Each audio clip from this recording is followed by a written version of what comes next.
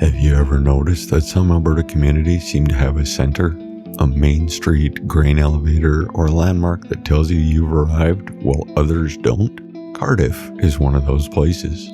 Just a few minutes east of Morinville, it's easy to pass through without realizing that this quiet hamlet has a story stretching back more than a century. Hello and welcome to the video. If this is your first time here, my name is Mike. If you've been here before, my name is still Mike, but you would have known that already. Cardiff began as a coal mining community during Alberta's early years of growth. The hamlet was named after Cardiff, Wales, reflecting the importance of coal to both places.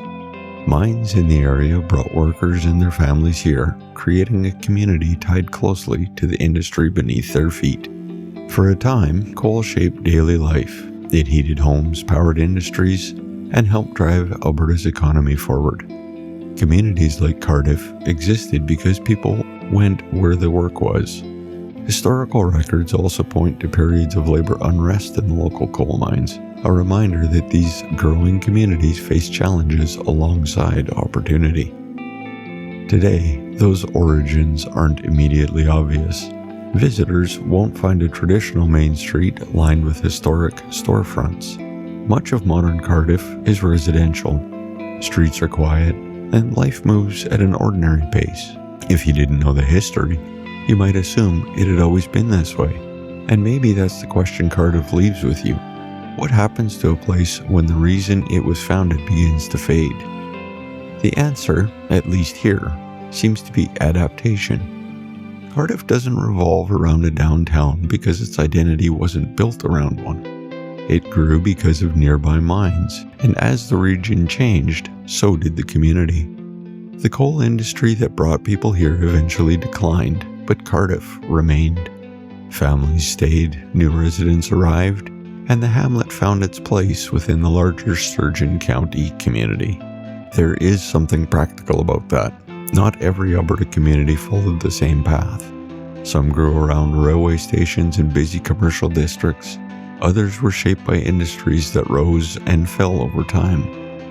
Today, it is home to people who may have little connection to the coal seams that first drew settlers to this area. Yet, the past is still present in the community's name and in the fact that Cardiff exists at all. This story isn't one of dramatic change or famous landmarks.